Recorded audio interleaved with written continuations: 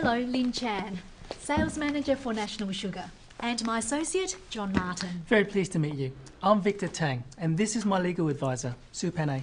I hope you had a pleasant flight over. Yes, we did, thanks. Are you staying for a few days? Unfortunately, we need to get back to Manila tomorrow. Well, we'd better get down to business.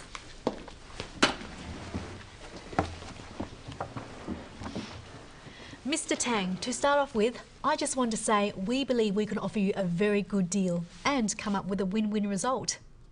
Well, from our point of view, we see it as an exploratory tool. Testing the water, you might say. We don't intend to reach any agreements at this meeting. In any case, we would need to run it past our board first. You haven't heard our terms yet. You may find them hard to resist. Of course, we understand you need time to consider any offer. My first priority is to keep the negotiations open. What's your proposal, Miss Chan? We're prepared to offer a very attractive price for a minimum sale in exchange for a 2-year contract. John will clarify the terms.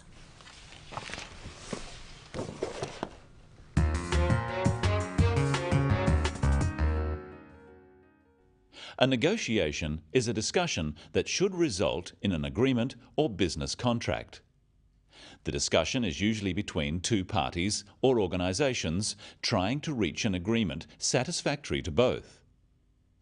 In a negotiation, we need to reach a position that is not too difficult for either side to accept.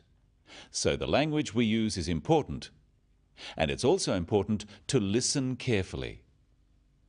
When starting a negotiation, begin with a greeting and what we call small talk, something to break the ice or make the meeting a friendly one. Hello, Lynn Chan, Sales Manager for National Sugar, and my associate, John Martin. Very pleased to meet you. I'm Victor Tang, and this is my legal advisor, Sue Panay. I hope you had a pleasant flight over. Yes, we did, thanks. Are you staying for a few days? Unfortunately, we need to get back to Manila tomorrow. Lynn starts by introducing herself and her associate. It's important that everyone at the meeting knows their roles. So Victor also introduces Sue by telling them her job. Before they start the negotiations, John asks about their journey. He says, "I hope you had a pleasant flight," and asks how long they are staying. This way, the negotiation starts in a relaxed and friendly atmosphere. Here are a few phrases you could use to put the other party at ease. I hope you had a pleasant flight. Are you enjoying Sydney? How is your hotel? In some cultures, it is usual not to talk about business straight away, but in others, it is expected that you will get down to business quickly. You just have to judge the situation and feel your own way. How does Lynn signal that it is time to start the negotiation? Well, we'd better get down to business. Lynn says we'd better get down to business. Notice that she makes it a suggestion. She is suggesting they should talk business. Practice some phrases for suggesting it's time to talk business. Well, we'd better get down to business. Shall we get down to business? Well, how about we get down to business? The next thing Lynn does is make an opening statement.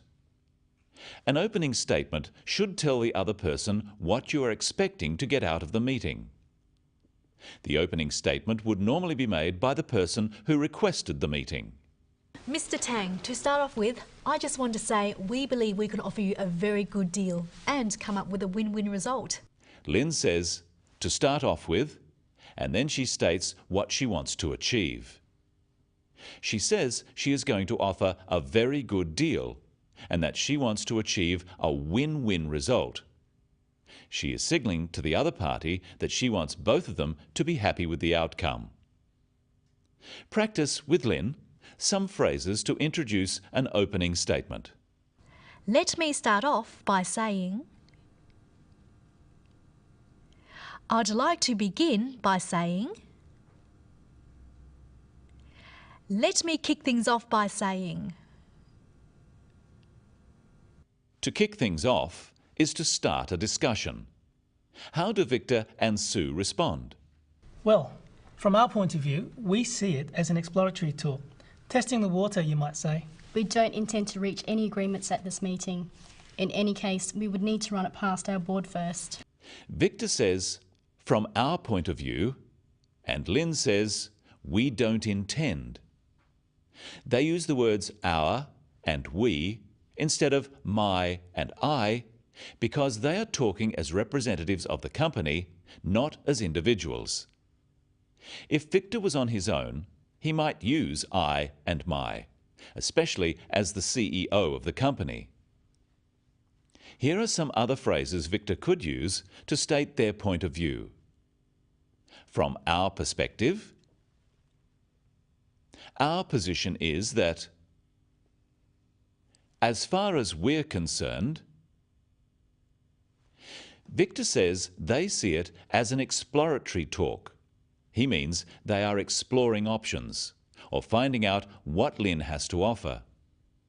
He is suggesting by this that they aren't going to make a decision at this meeting, and he is letting Lynn know this. He describes this in another way by saying they are testing the water. Notice too that Sue reinforces this. She says, we don't intend to reach any agreements at this meeting. She is stating clearly the outcome that they are expecting from the meeting. She says they would have to run past the board any proposals made. A proposal is a formal offer or suggestion made by one business to another. And to run something past the board means to get the board's approval or feedback. In a negotiation, each party needs to respond to what the other says for the negotiation to proceed. How does Lynn respond to Victor and Sue's statement? Of course, we understand you need time to consider any offer. My first priority is to keep the negotiations open. She says she understands they are not going to agree at this meeting. She says, my first priority is to keep the negotiations open. A priority is an important goal. A first priority is your most important goal. Notice the reaction when John speaks. We don't intend to reach any agreements at this meeting. In any case, we would need to run it past our board first. You haven't heard our terms yet. You may find them hard to resist. John hasn't listened to what Victor and Sue have said, and they don't like it. But Lynn makes a conciliatory statement. That is, she makes a concession.